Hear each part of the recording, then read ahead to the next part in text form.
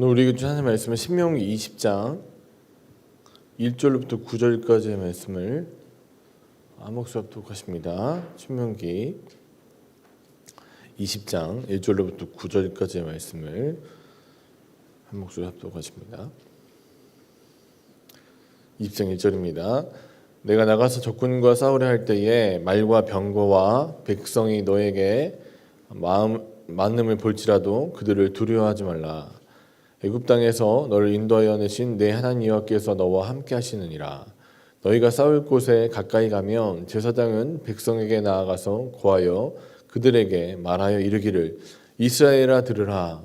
너희가 오늘 너희의 대적과 싸우려 나왔으니 마음에 겁내지 말며 두려워하지 말며 떨지 말며 그들로 말미암아 놀라지 말라. 너희 하나님 여호와는 너희와 함께 행하시며 너희를 위하여 너희 적군과 싸우고 구원하실 것이라 할 것이며 책임자들은 백성에게 말하여 이르기를 새 집을 건축하고 낙성식을 행하지 못한 자가 있느냐 그는 집으로 돌아갈지니 전사하면 타인이 낙성식을 할까 하노라. 포도원을 만들고 그 과실을 먹지 못한 자가 있느냐 그는 집으로 돌아갈지니 전사하면 타인이 그 과실을 먹을까 하노라. 여자와 약혼하고 그와 결혼하지 못한 자가 있느냐 그는 집으로 돌아갈지니 전사하면 타인이 그를 데려갈까 하노라 하고 책임자들은 또 백성에게 말하여 이르기를 두려워서 마음이 허약한 자가 있느냐 그는 집으로 돌아갈지니 그의 형제들의 마음도 그의 마음과 같이 낙심될까 하노라 하고 백성에게 이르기를 마친 후에 군대 지휘관들을 세워 무리를 거느리게 할지니라. 아멘.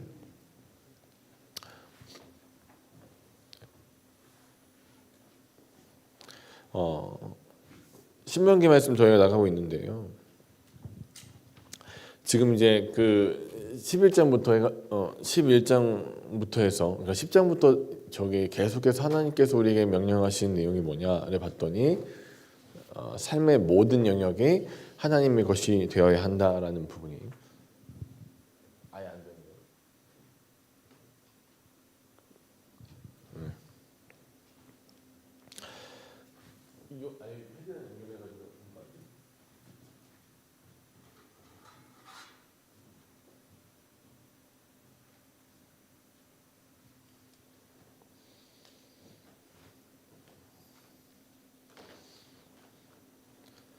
그래서 모든 영역이 하나님의 것이 되어야 된다. 그래서 먹고 마시는 거, 입는 것까지 모두 다 하나님의 어떤 것들을 위해서 살아야 돼요? 하나님의 백성은 하나님의 영광을 위해서.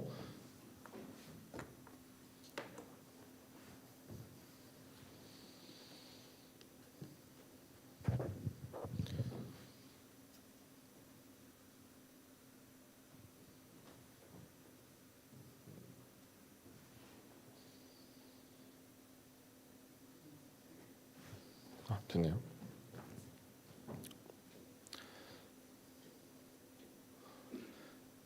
하나님의 영광이 목적인 그 전쟁을 치룰 때 어떤 것이냐? 그 전쟁마저도 삶의 모든 영역이 하나님의 것이고 하나님께 영광을 돌려야 되기 때문에 심지어 전투하는 전쟁의 모습마저도 이스라엘 백성들은 좀 달라야 된다. 그럼 어떻게 달라야 되냐를 봤더니 뭐라고 해요? 너희는 1절에 그러니까 이제 싸울 그 대상을 어떻게 해요? 두려워하지 말아야 된다. 근데 두려움의 그 이유가 뭐예요? 말과 병거와 백성이 너보다 많음을 볼지라도. 그래서 제가 이제 그때 한번 설명드렸는데 지금 이제 이 애굽에서부터 출발해 가지고 올라오는 이스라엘 백성들의 세력과 이제 가나안에 정착하는 세력의 문화적 갭이 있다고 말씀드렸어요. 그래서 어떤 차이가 있냐 봤더니 여기는 애굽 문화는 청동기 문화고 이 그 가나안은 철기 문화다. 근데 그 차이가 뭐냐? 두 문화의 갭의 차이가 뭐냐를 봤더니 어디에 있습니까? 그게 자, 청동기와 철기의 그 문화적 차이가 뭐가 봤나? 청동기는 구리로 만들어야 되고 철기는 철로 만드는데 일단은 무르기는 구리가 훨씬 무르죠. 그러니까 강한 것도 철이 훨씬 강하고 수도 철이 훨씬 많아요.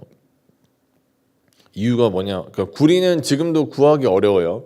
구리 광산 자체가 그러니까 발견하기로 어렵고 이제 어려운데 철은 뭐 지천에 깔려 있어요. 철광석 같은 게. 그러니까 그러면 철을 녹일 수 있는 기술만 있으면 그러니까 기술력만 있으면 어떤 그 상황이 생기냐?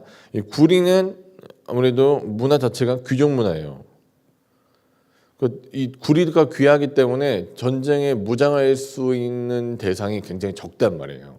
무기 자체도 적고 전쟁에 참여할 수 있는 사람도 적으니까 전쟁을 누가 하냐? 그러니까 싸움을 할 수 있는 일부 사람들만, 그러니까 조금 유력한 사람들만 칼 들고 싸우는 거예요. 나머지 뭐 이렇게 망치, 뭐 돌 같은 거 들고 몽둥이 들고 싸우는 거고. 그럼 철기는 뭐냐? 봤더니 아까도 말씀드렸지만 이제 지천에 깔려 있기 때문에 어떻게 됩니까? 누구나 일반 백성들까지도 무장이 가능해요. 그러면 자 귀족은 수가 어떻게 해요? 적죠. 일반 백성들은 수가 어떻게 해요? 많아요. 그런데 앞으로 전쟁을 치르는 그러니까 이 가나안 사람들은 항상 이스라엘 백성보다 어떨 수밖에 없어요? 많을 수밖에 없어요. 항상 이 전쟁은 많은 사람들, 그러니까 철기로 무장하고 있고 병장기가 많고 뭐 이렇게 다 이런 사람들만 만나게 될 거예요. 그래서 아예 애초부터 게임이 안 된다. 어떤 상태냐? 우리 막 이렇게 총 들고 막 그 총 쏘고 있는데 옛날에 어떤 느낌이냐? 6.25 때 그 남한군과 북한군이 전쟁을 하는데 북한은 그 소련에서 탱크 받아가지고 탱크로 쫙 밀고 들어오는데 남한군들은 칼빈시 속총이라고 지금 옛날 뭐 이렇게 예비군 훈련 가면 쓰는 총이 있어요. 딱공총이라고 딱공 총 쏘는 거. 뭐 탱크로 밀어붙여서 막 팡팡 포 쏴댔는데 우리는 뭐 들고 가야 돼요? 그 조그만 소총 들고 가서 앞으로 통통통 쏘고 있는 거예요. 게임이 안 되죠. 이미 전쟁은 어디로부터 그러니까 이 전쟁 무기나 숫자로부터 열쇠한 상태에서 항상 출발할 수밖에 없어요. 그런데 문제가 뭐냐면 그 전쟁을 항상 어떻게 하게 하시겠대요? 너희가 이기게 하시겠대요. 왜 그렇게 되는 거예요? 전쟁은 여호와께 속했기 때문에. 말이 안 되는 그 게임을 하는 거예요. 이 자체가 여기랑 붙으면 당연히 상식적으로 당연히 철기가 이기게 되어 있어요. 지금 뭐 앞으로도 그렇고 영원히 그게 정상적인 건데, 근데 이 싸울 수 없는 그러니까 말도 안 돼. 그러니까 이게 뭐 둘이 싸워가지고 싸움 붙이는 것 자체가 나쁜 건데 그 정도로 둘인 게임이 안 되는 상황이에요. 게임이 안 될 건데 도대체 어떻게 그 이스라엘이 이기게 되냐? 누구 원인 분석을 해보니까 누구의 개입 없이는 이건 불가능한 거예요. 하나님의 개입 없이는 불가능한 거다. 그래서 하나님의 백성에겐 주력 무기가 뭐냐? 여호와께서 그의 무기가 되신다는 것을 우리가 민수기를 통해서 계속 배웠어요. 하나님의 백성의 무기는 여호와다. 여호와의 군대는 여호와로 싸운다. 그래서 심지어 이 얼마나 그 멋있게 싸우냐면 자 이제 일단은 자 그들을 도래하지 말아야 된다. 어떻게 되냐? 말과 병거와 백성이 너보다 많음을 볼지라도. 근데 이건 항상 볼 거예요. 앞으로 전쟁하는 모든 전쟁은 어떤 전쟁이에요? 말과 병거와 백성이 너보다 항상 많은 전쟁을 치를 건데 그때마다 두려워하지 말아야 돼. 이유가 뭐예요? 너희 하나님 여호와께서 너와 함께 하시기 때문에 너는 두려워하지 말라. 그래서 제사장이 나와요. 뭐 다른 그러니까 제사장이라고 이제 그 대표되는 하나님의 임재를 상징할 수 있는 자가 나와서 뭐라고 선언합니까? 너는 두려워하지 마라. 마음에 겁내지 말고 떨지 말고 그들에게 놀라지 마라. 두려워하지 마. 왜냐하면 이 전쟁은 누구 것이기 때문에요? 하나님이 싸우실 거기 때문에 너희와 함께 행하시면 너희를 위하여 너희 적군과 싸우시고 너를 구원하실 거다. 이 전쟁은 이미 승패가 결정되어 있다. 왜냐하면 너는 가장 강력한 무기 뭘 들고 있어요? 여호와를 들고 있기 때문에 여호와라는 무기를 넌 쥐고 있기 때문에 여호와의 군대로서 너는 승리하게 될 것이다.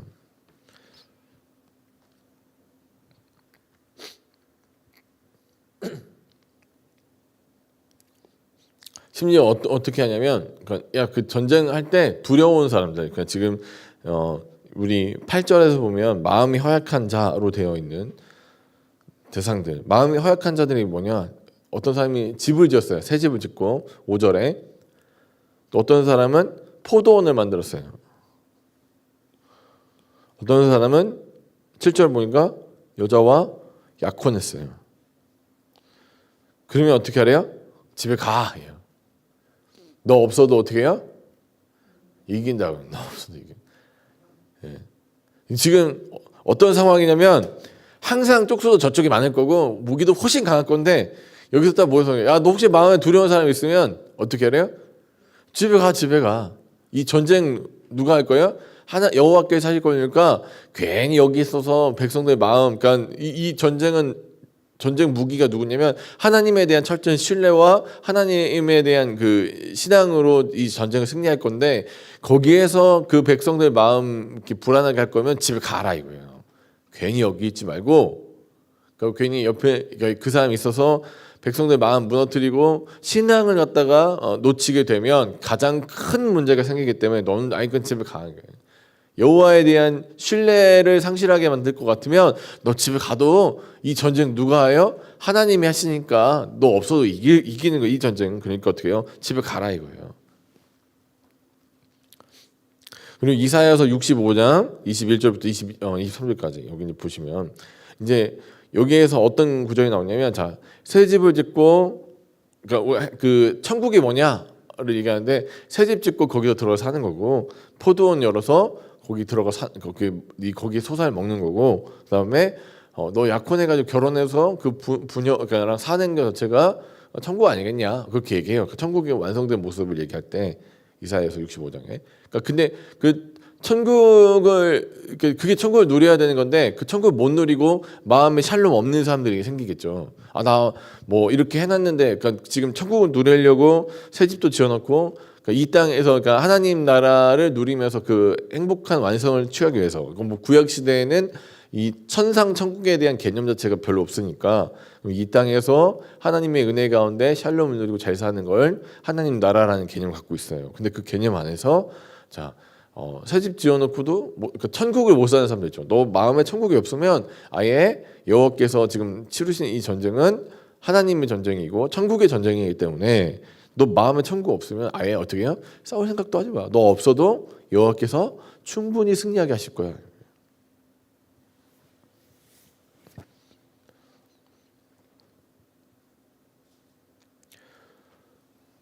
자, 또 어떤 경우가 일어나느냐? 우리 보면 이제 전쟁을 그러니까 이렇게 치는 거예요. 전쟁은 누구에게 속했다고 계속 우리 얘기하는 거예요. 여호와께 속해 있다. 하나님께서 승리하게 하실 것이다. 하나님이 승리하게 하신 전쟁이다. 뭐 심지어 너 없어도 믿음 없는 그러니까 이 전쟁은 항상 전쟁을 어떻게 승리하느냐? 믿음으로 승리하는 전쟁이 여호와의 전쟁이다. 믿음으로 승리하는 전쟁이 여호와다. 여호와의 전쟁. 그래서 믿음 없을 것 같으면 너 믿음이 안 생길 것 같으면 아예 전쟁 안 나눠도 돼. 너 없어도 여호와께 승리하게 하신다. 집에 가라. 마음이 허약한 자는 집에 가라. 그래서 옆에 있는 사람 믿음 떨어뜨리지 말고 괜히 또 이렇게 뭐 이런 걱정 저런 걱정 해가지고 괜히 그래서 여러분 그러니까 이 이스라엘 백성들은 특징이 하나 있어요. 옆에서 좀 믿음 떨어뜨리는 소리 하면은 그 사람들 무너져요. 10명 정탐꾼 거기 할 때도 10명 얘기하니까 마음이 무너져 갖고는 그딴 못 들어가니까 뭐 반역하고 그러니까 뭐 고라의 반역 때도 나와 가지고 이제 설치하는 사람 한둘 있으면 그 말에 그냥 이렇게 무너져요. 자기네들이 그 전쟁을 수행할 수 없다는 걸 아주 현실적으로 잘 알고 있어요. 예. 불가능한 전쟁을 치르고 있잖아요. 그 문화적으로 말도 안 되는데 근데 그 말도 안 되는 곳에 하나님이 개입하실 때 능력이 일어나게 된다.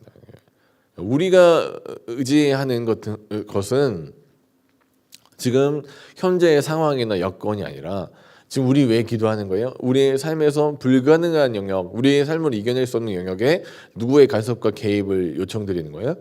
하나님께서 간섭해 주시기를.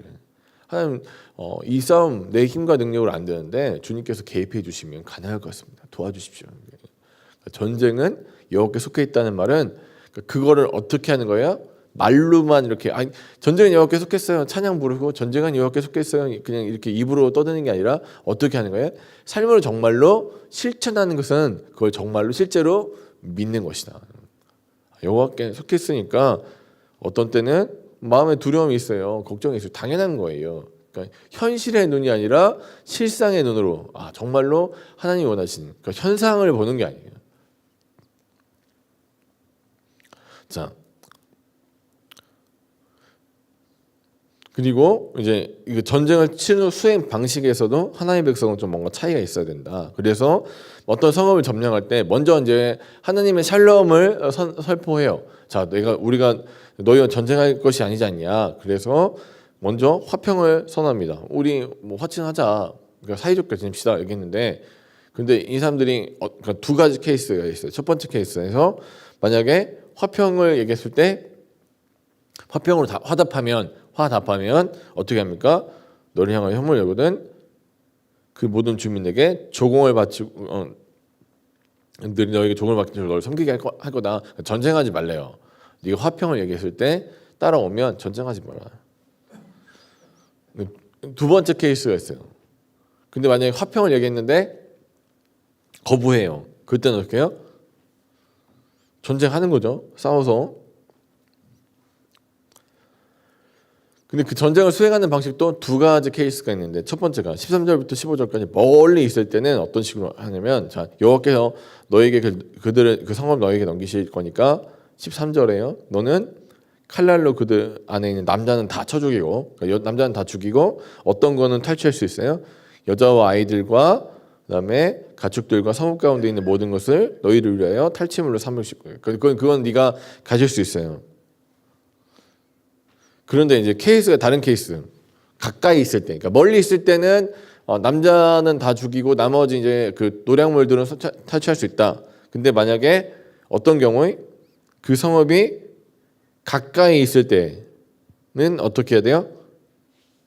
16절에 네 하나님 여호와께서 내게 기업 주시는 이 민족들의 성읍에서 호흡이 있는 자를 어떻게 해요?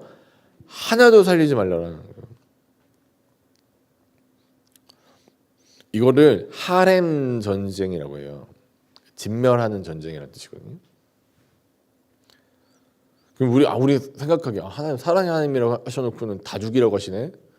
무시무시하다. 물론 그럴 수 있습니다. 그런데 그 목적이 뭐냐를 봤더니 18절에 그 목적이 있어요. 왜 이렇게 하렘 전쟁을 치러야 하는가를 봤더니 왜 그래요? 18절 같이 한번 읽어볼까요? 이는 그들이 그 신들에게서 행하는 모든 가증한 일을 너희에게 가르쳐 본이 되게 하며 너희가 너희의 하나님 여호와께 범죄하게 할까 함이라. 너희 망할까봐 어떻게 해요? 그러니까 이 세균에 의해서 너희가 감염될까봐. 그러니까 멀리 있는 것들은 뭐 어떤 이제 그렇게 처리할 수 있지만 가까이에 있는 적은 어떻게 해요? 완전히 진멸해야 돼요. 이유가 뭐냐를 봤더니 이유가 뭐예요? 네가 그들이 너희에게 그 불신앙적인 태도와 그러니까 지금 이 땅에서 쫓겨나는 이유죠. 우상 숭배하고 하나님을 대적한 그 모습을 그대로 행해서 너희에게 그대로 가르칠까봐 너희는 어떻게 해요? 하렘 전쟁을 해요. 다 진멸하는 전쟁을 해라.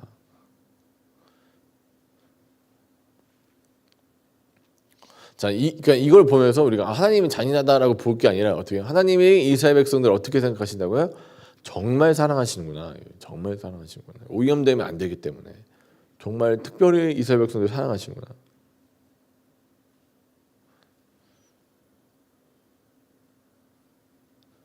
그런데 그러면 이거 우리 전쟁 수행할 때 전쟁의 방법을 봤어요. 화친을 얘기하면 화친을 받아들이면 그들에게 조공만 받고 살려주고 만약에 그러니까 이 화평을 얘기했는데 받아들이지 않으면 진멸하되 남자는 다 죽이고 멀리 있을 때는 남자 다 죽이고 이제 거기 노략물들은 너희가 받을 거고 만약에 근거리에 있는 적들은 완전히 일소해서 죽여라 이러고 있어요. 우리가 어떤 오해를 할 수 있냐면 그러면 목적도 없이 그냥 무조건 다 죽여야겠네. 생명 있는 걸 싹 죽여야겠네. 그렇게 생각할 때에 19절, 20절이 거기 단서 조항으로 붙어 있는데 어떻게 되냐면 포위된 성의 나무는 네가 지금 과실수는 살려놓고 만약에 과실 맺지 못한 나무들은 건축에 써라. 뭐 그런 내용이에요. 그럼 우리가 그거 보면서 갑자기 이건 뭐 생뚱맞게 사람은 다 죽이라고 해놓고 나무는 살리라는 거냐? 그런 게 아니라 목적 없이 다 무조건 파괴하지 말라 이거예요. 그러니까 지금 왜 생명을 싹 걷어들이는 거예요? 이유 없어요? 하나님은 파괴를 좋아하고 살상을 좋아하시고 피를 좋아하는 그 신이기 때문에 무조건 다 죽여서 진멸하라, 그게 아니라 이유가 뭐예요? 너희가 그 백성들처럼 될까봐, 너희가 그래서 망할까봐 하나님은 목적을 가진 전쟁으로 하렘 전쟁을 선포하신 것이지, 아무 목적 없이 그냥 뭐 피를 좋아하니까 살육을 하기 위해서 그 전쟁을 선언한 것이 아니다.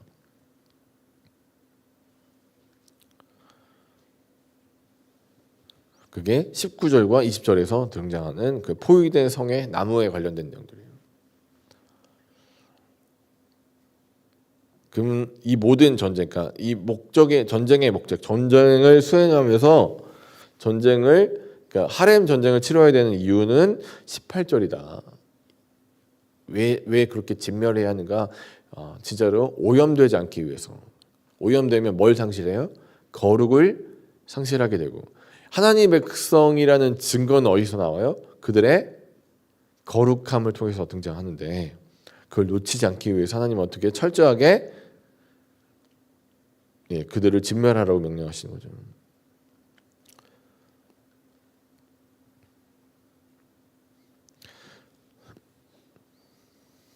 지금 이제 20장부터 22장까지 이제 쭉 이어질 그 전쟁에 대한 그러니까 이 우리가 처음 명령받은 게 살인하지 말라라는 그 관련된 내용들을 앞에서 다뤘는데, 근데 그러니까 목적 없이 뭔가를 살생하는 건 절대 안 되고, 심지어 전쟁에서도 누구의 방법대로 수행한다? 하나님의 방법대로 수행한다. 그 전쟁이 때로는 모든 것을 다 진멸하는 전쟁일지라도 목적 없이 그냥 살육을 위해서 하는 전쟁이 아니라, 이 전쟁은 무슨 목적이 있어요? 여호와를 위해서 여호와의 방법대로 하는 전쟁이다. 그래서 삶의 모든 영역이 항상 그 이스라엘 백성, 하나님의 백성은 어디에 맞춰져 있어요? 하나님의 영광에 맞춰져 있다. 하나님 목적을 가진 전쟁이다. 그러니까 인생을 살아가는 모든 사람들이, 하나님의 백성들은 무조건 살아가는 것이 아니라 어떻게 목적을 가지고 살아가는, 하나님의 영광이라는 목적을, 그래서 삶의 모든 영역이, 그래서 먹든지 마시든지 어떤 상황에서든지 하나님의 영광이라는 것에 초점이 맞춰져야 된다. 그래서 우리가 하야통삼을 하면서 가장 중요하게 던지는 메시지가 뭡니까? 24시간 주님과 함께 동행하고 있습니까? 라는 그 질문을 던지죠. 이유가 뭐예요? 정말로 하나님이 원하신 목적에 맞게 그 삶을 살고 있는가? 맹목적으로 살고 있지 않은가? 그런데 심지어 전쟁을 치르는 그 과정에서도 하나님의 개입하심 있게 따라가고 있는가?